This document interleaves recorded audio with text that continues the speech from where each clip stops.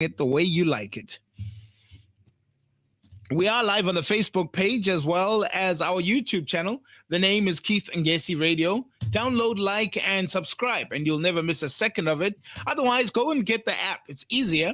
You just go to the Google Play Store on your Android device, download it, Keith Ngesi Radio, and you never miss another second of your favorite broadcasting from Isikhululo Sakho Singashishiziyo. Right, 21 after 9. Let's get straight into it. The German Justice Ministry on Tuesday said right-wing extremist Stephen B. was overpowered by staff at Berg Prison in Magdeburg after taking 2 employees there hostage. Stephen B. was originally found guilty of 2 murders, more than 60 counts of attempted murder after a 2019 attack using a homemade weapon in a synagogue in the city of Halle. State criminal police said that the 30-year-old B had taken 2 prisoners hostage and guards about 9 p.m. on the Monday. The perpetrator was overpowered by other prison staff and B was injured. The staff members were reportedly unhurt. An investigation is underway into how the incident happened, lasted for about 2 hours. Officials say they're investigating how a hostage taker was able to take the members of staff hostage. The hostage taking had prompted a large-scale police operation with heavy armed police officers positioned in front of the prison. The Halle attack was sentenced to life imprisonment and subsequent prevention detention. So he is serving a life sentence in the Berg prison, the largest and most modern maximum security prison in the state of Saxony-Anhalt.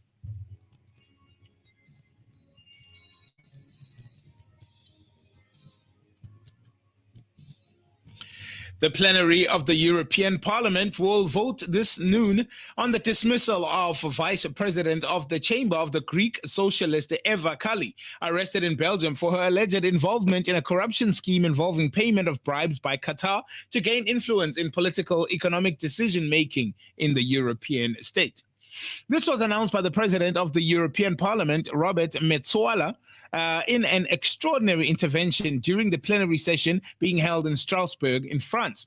Now, to inform the MEPs that the activation of the process to remove Kaili from the post of vice president. According to the rules of the European Parliament, the removal of any of its 14 vice presidents must be carried out following a 2-stage process as set out in Article 21 of the institution's rules of procedure.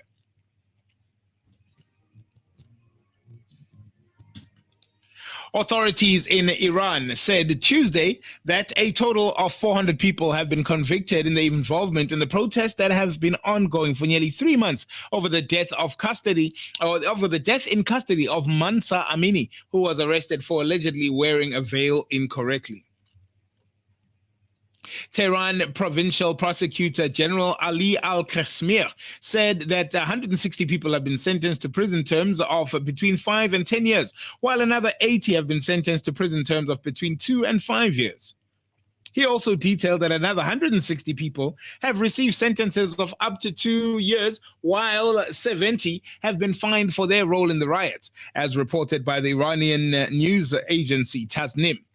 To date, the Iranian authorities have executed 2 people convicted for their role in the demonstrations, sparking criticism over the international community, which has called for Tehran to commute these sentences and put an end to the repression and of the demonstrators.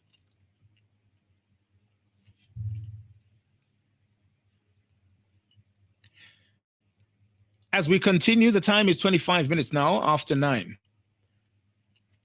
So, the mogul from Sudan said, I declared the cash when I landed in South Africa.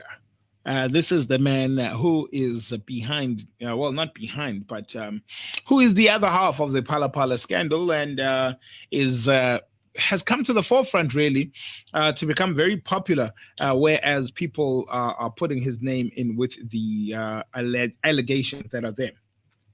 He says, I have nothing to hide. the Sudanese businessman who has been implicated in Pala Pala Farmgate scandal. Hazim Mustafa was speaking from Dubai, where he's based. He said he was cooperating with South African authorities and was willing to testify in any legal proceedings.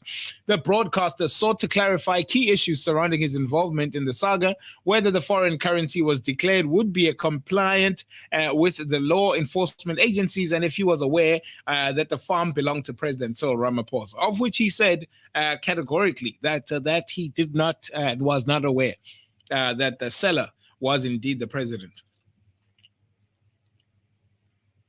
So there have been death threats against the Speaker of the House, who again rejected the vote. On Tuesday, yesterday, Mapisa Ngagula was informed during a parliamentary sitting that MPs received texts coercing them to vote against the adoption of the report, which could pave the way for President Cyril Ramaphosa's impeachment. The Speaker confirmed she had just been informed that a case had been opened by police against regarding the threat. Vuyo Zungula of the ATM and Veronica Mente of the EFF asked the Speaker to take 5 minutes and apply her mind to the matter to avoid blood on her hands. But Mapisa Ngagula rejected the calls, and the ANC whip Pema Jodine began with the debate on behalf of the ANC.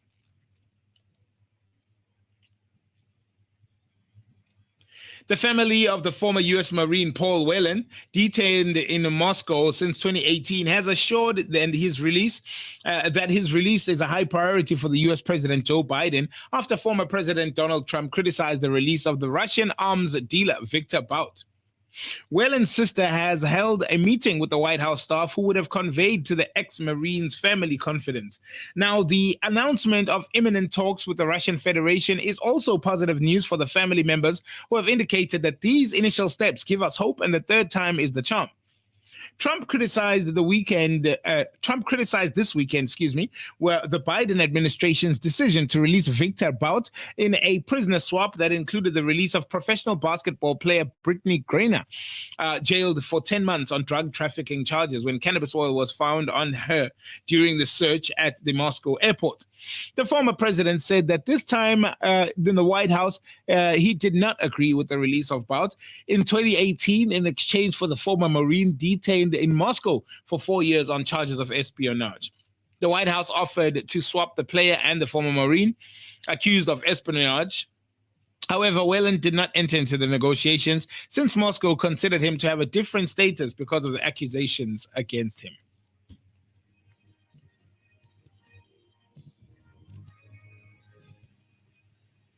The SPCA calls for government intervention as they are overrun with pit bulls.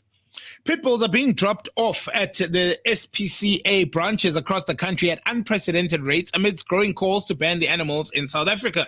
The increase in pit bulls being surrendered to the SPCA has placed a strain on the animal welfare organization's resources, while pit bull owners have reportedly received threats and are fearing the safety of their pets. Over the past few weeks, there have been an exceptional amount of media exposure regarding pit bull attacks, attacking humans, especially children. Pit bulls are being surrendered to the SPCA in large numbers, and the National Council for the SPCA's senior inspector, Nazareth Appel-Sami, said.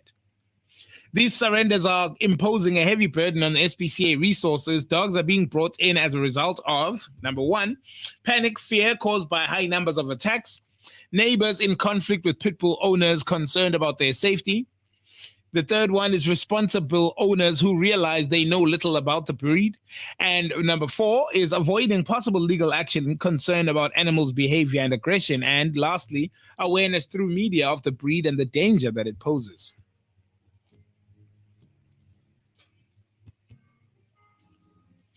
The Atlas Lions beat Portugal last week to become the first African nation to reach the semi-finals at the World Cup stage, sparking joyous celebration in North Africa and the Middle East and the Arab world.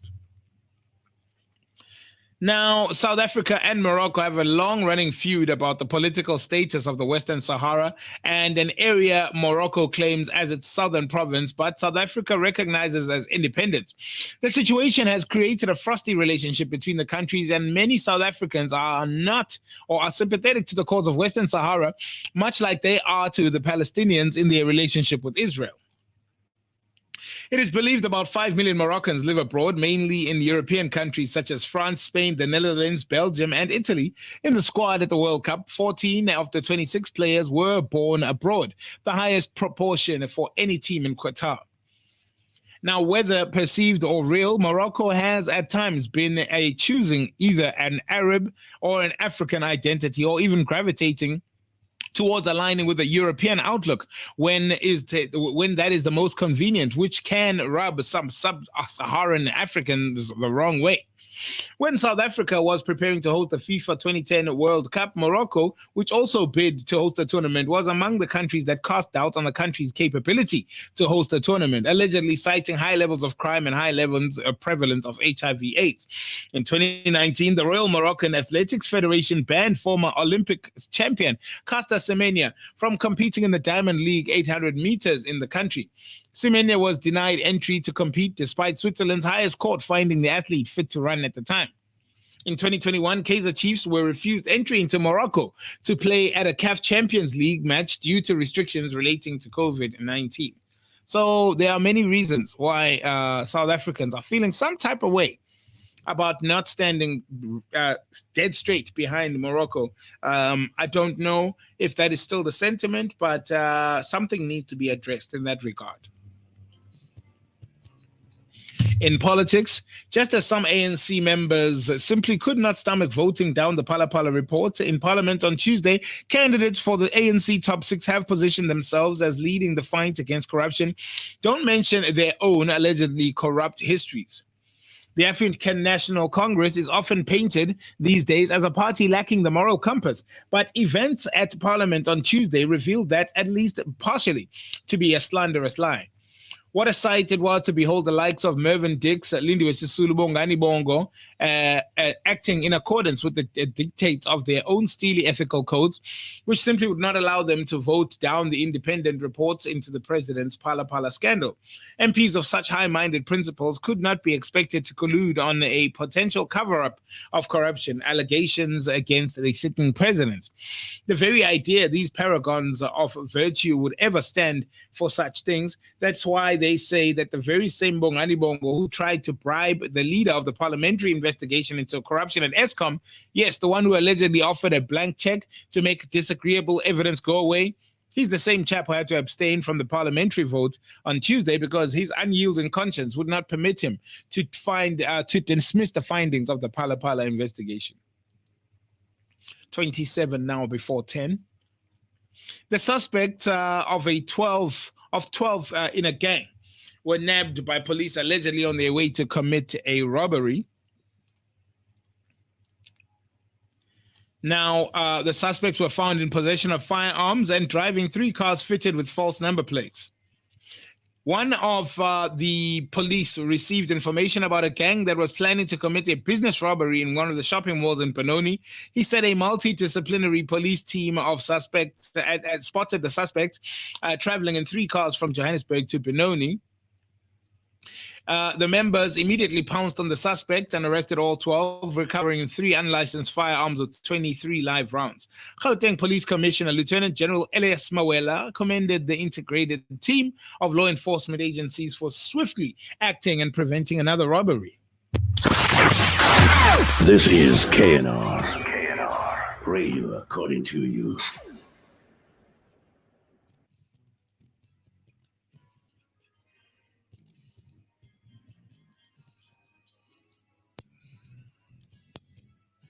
You're listening to the sound